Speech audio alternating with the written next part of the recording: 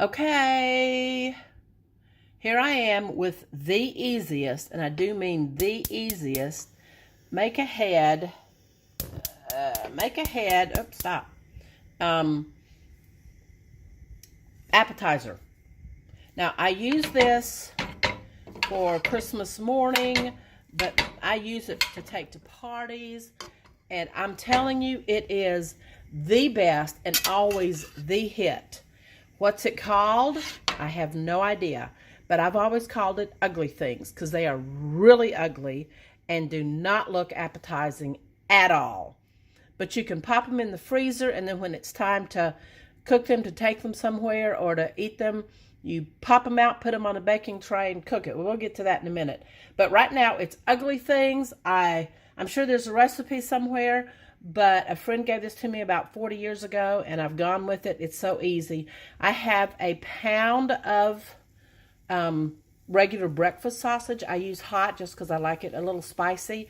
But even still, I've got a pound of ground beef that I've cooked and crumbled, and I'm warming it. I'm warming up the ground beef so it'll be in smaller pieces in just a minute. Using the edge of your fork so you get it all good and crumbled like that. Make sure you drain it. That's really important. That's probably the hardest part of draining it. Okay, so we've got that. I've got it warming up.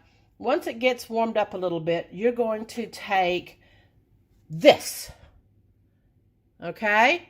1 pound. So we have 1 pound of breakfast sausage, hot or mild, whichever you prefer.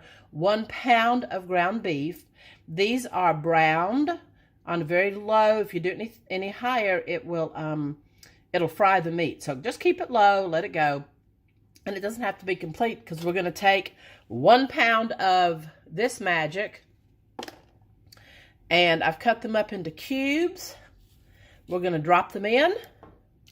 We're going to let them melt, and this is something you might want to just kind of stir every now and then because they'll stay in their cubes if you don't. So anyway, I'm going to let that melt. I'm actually going to cover it just to keep some of the heat in so that the cubes will melt faster. Then you'll see what's next.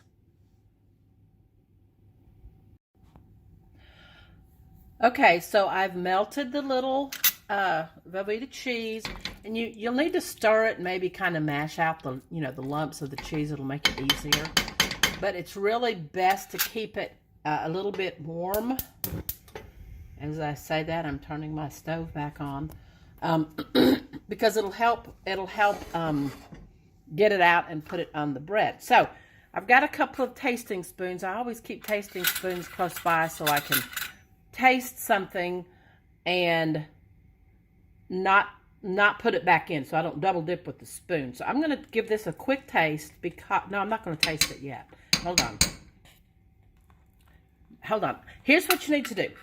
So sprinkle a little simple little garlic powder in it, okay? Sprinkle garlic powder. Oh my gosh, a teaspoon maybe, because you can always take it out, but you can't. I mean, you can always put it in, but you can't take it out. Okay, I'm gonna mix that up real good, and now I'm gonna taste it because I have found that even though you use sausage and it's got a lot of salt in it, sometimes, and I don't know why it's only sometimes, but sometimes it still needs a tad of salt.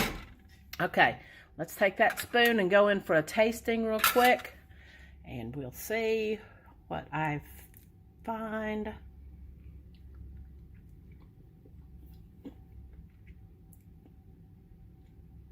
Okay, we don't need it in this one. Here's the deal. At this point, you need to scoop this out, and you're going to put it on pumpernickel bread. Now, I love to use those little squares.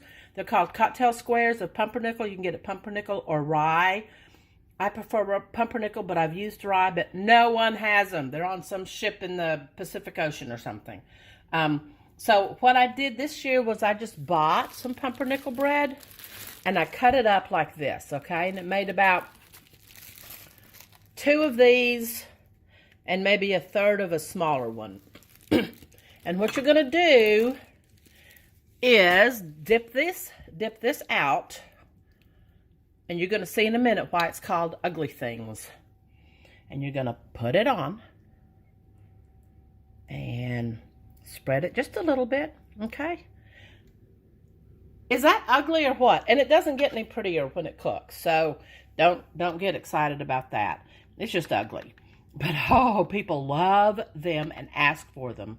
So I'm going to do all of these, and when I get through with them, like this, I'm going to put them in the freezer on this pan and freeze them, and then once they're frozen, it just takes several hours maybe, I take it out and I pop them into a baggie.